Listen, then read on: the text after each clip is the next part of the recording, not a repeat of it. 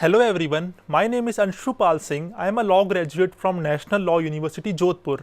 Let's dive into the story behind the Bharatiya Nyaya Sanhita.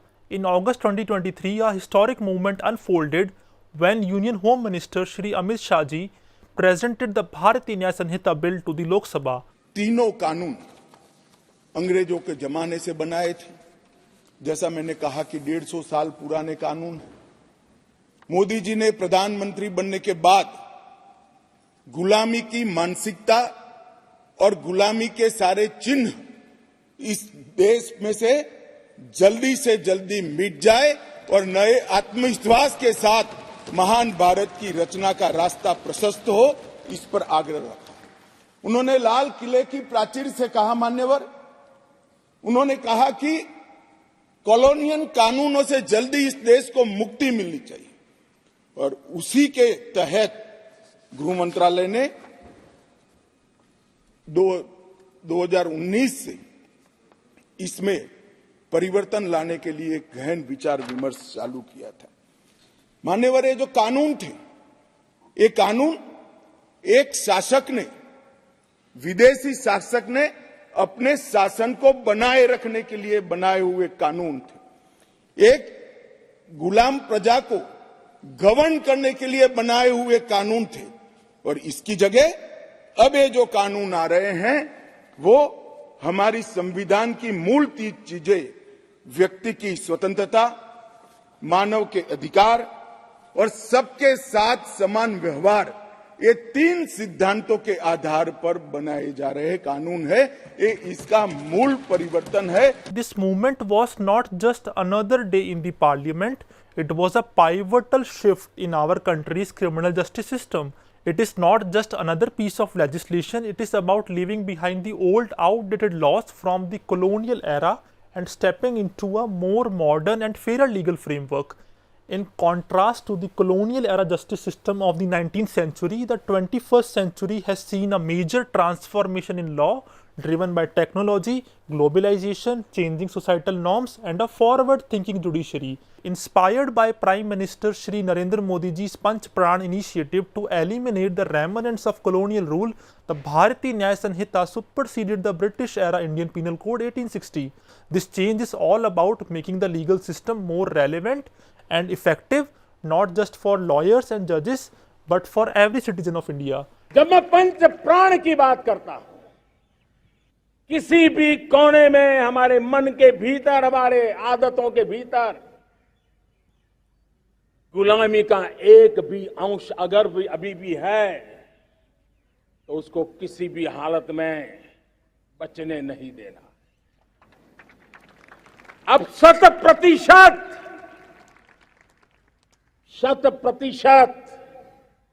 सैकड़ों साल की गुलामी ने जहां हमें जकड़ कर रखा है, हमारे मनोभाव को बांध करके रखा हुआ है, हमारी सोच में विकृतियां पैदा करके रखी है, हमें गुलामी की छोटी सी छोटी चीज भी कहीं नजर आती है, हमारे भीतर नजर आती है, हमारे आसपास नजर आती है, हमें उससे मुक्ति पानी ही होगी।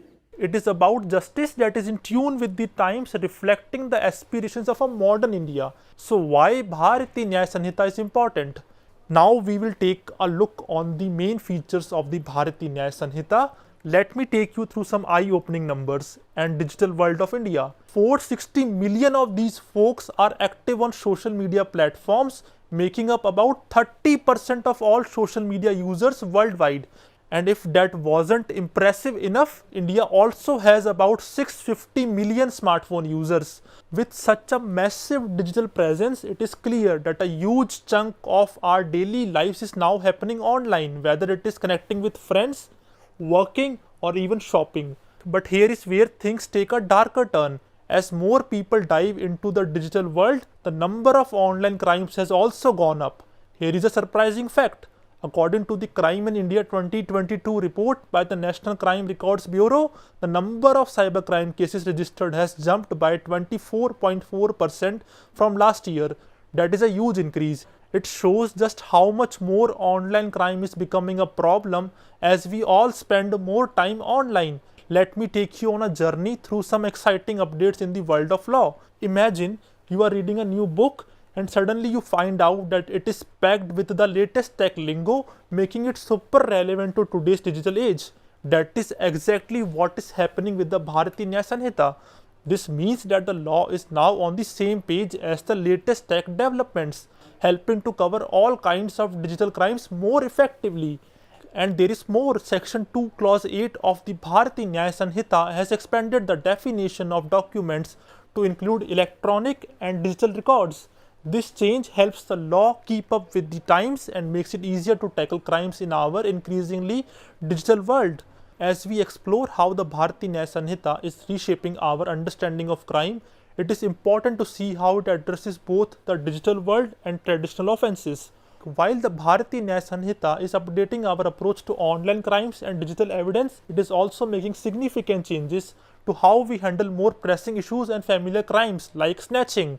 Let's dive into this fascinating shift and see how snatching is now being treated as a distinct offense under the new law. Snatching is a crime that has been in the headlines and in our daily lives. Section 304 of the Bharatiya Nyaya Sanhita has introduced a major change. For the very first time, snatching is recognized as its own distinct offense, separate from theft. Why is this such a big deal? Well, it turns out that snatching isn't just a run-of-the-mill crime. It is happening at an alarming rate. Imagine this, in bustling Delhi alone, snatching happens more than 5,000 times. That is right, 5,000. This kind of crime is so frequent and impactful that it deserves its own spotlight in the legal world. But that is not all. Snatching isn't just theft with a twist. It is different in many ways that make it stand out. By giving snatching its own category, the law aims to tackle it more effectively and bring more focus to this growing issue. Let's take a closer look at a crime that might sound familiar but is actually quite different from what we typically think of as theft. Imagine you are walking down the street and suddenly someone grabs your bag and runs off. This is known as snatching, and it is a bit different from your everyday theft. Snatching is a subset of theft, wherein movable property is taken by force or quickness of action from a person. Think of it like a grab and run. Unlike regular theft, where someone might use sneaky tricks to steal your stuff without you even knowing, snatching is much more in your face. You actually see it happening. Now here is where it gets interesting. The law sees snatching and theft differently. While both snatching and theft are crimes, snatching gets a different set of rules and penalties because it is a more direct and aggressive act. So next time you hear about a snatching incident, remember, it is not just another theft. It is a crime that is getting the attention it deserves under the new legal framework thanks to Section 304 of the Bharatiya Nyaya Sanhita. Just like the Bharatiya Nyaya Sanhita is updating how we handle crimes like snatching, it is also stepping up to tackle bigger issues like mob lynching. This law isn't just about handling everyday crimes better, it is also about dealing with the serious problem of mob violence, which has been a big concern in recent years. Let's explore how the Bharatiya Nyaya Sanhita is making significant changes to combat this serious problem and ensure justice for all. Over the years, we have seen a troubling rise in mob lynching cases in India. In June 2023, things got even worse. Within just 10 days, there were 3 shocking cases. This troubling trend reminds us of past events. One of the shocking examples of mob lynching during recent times was the Palghar incident. In this incident, 2 sadhus were killed by a mob because of false rumors on social media saying that they were child kidnappers. Imagine this. We had laws in place to protect us, but there was a big gap in how they handled certain crimes. Back when the Indian Penal Code was the main law, it did not specifically cover mob lynching. So what was the issue? Attacks driven by hate based on things like religion, class, or caste often were not treated as seriously as they should have been. As a result, the people who committed these crimes sometimes felt like they could get away with it, thinking they were above the law. Now, let me take you through a significant change that has been introduced in our legal system. To address a critical gap in our old law, the Bharatiya Nyaya Sanhita has brought in a new provision specifically targeting mob lynching. So here is what has changed. There is a specific rule now that focuses on mob lynching. It says that if a group of 5 or more people commit murder based on reasons like race, caste, or even personal beliefs, each member of that group will face serious consequences. We are talking about punishments that could range from death or imprisonment for life and shall also be liable to a fine. But there is more. So let me tell you a bit more about how the Bharatiya Nyaya Sanhita tackles mob justice. It is not just about the major crimes. Even when a mob of 5 or more people causes grievous hurt to someone, the law steps in strongly. Imagine this: if a group of 5 or more people acting together causes grievous hurt to someone because of their race, caste, sex, where they were born, what language they speak, or their personal beliefs, each member of that group is considered guilty. By making mob lynching a distinct crime, our laws are now sending a clear message. There is no place for this kind of violence in our society. It is a big step towards protecting everyone's rights and ensuring that those who think they can take the law into their own hands are held responsible. Addressing the severe issue of mob lynching with stricter laws shows how our legal system is evolving to tackle serious crimes.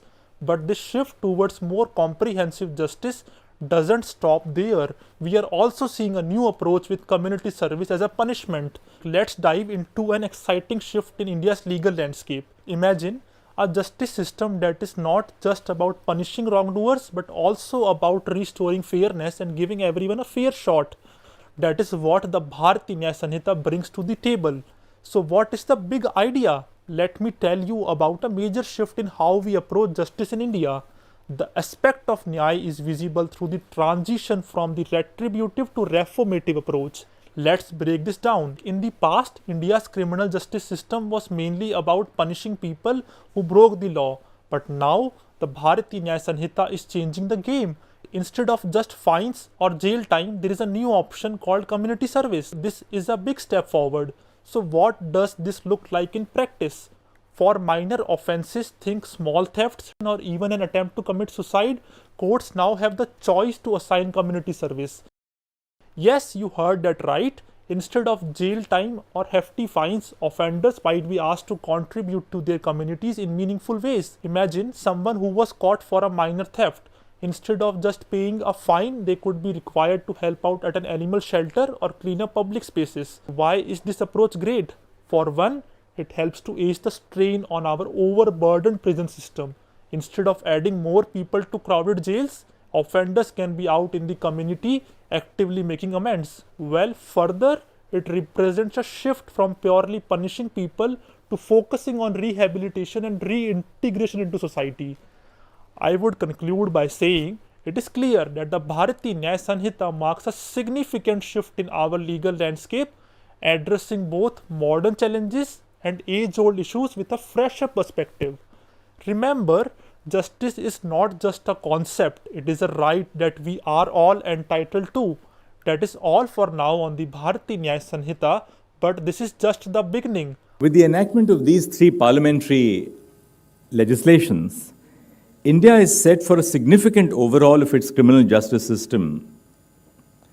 The Bharatiya Nyaya Samhita, the Bharatiya Nagrik Suraksha Samhita, and the Bharatiya Sakshya Adhiniyam will, as we all know, replace the Indian Penal Code of 1860, the Code of Criminal Procedure of 1973, of course, which was preceded by the CRPC of 1898, and the Indian Evidence Act of 1872.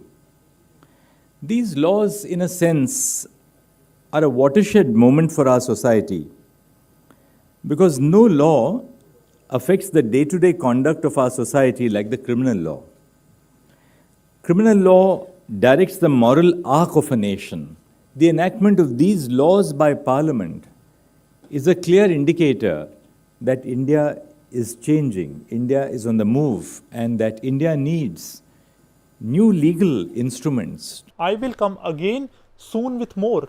In the coming episodes, I will be diving into the other two new laws, the Bharatiya Nagrik Suraksha Sanhita and the Bharatiya Sakshya Adhiniyam, to break them down and make them just as easy to understand. For next updates and insights from my side, please tune to Sansad TV and catch me on Sansad TV. Thanks for watching and I will see you again soon.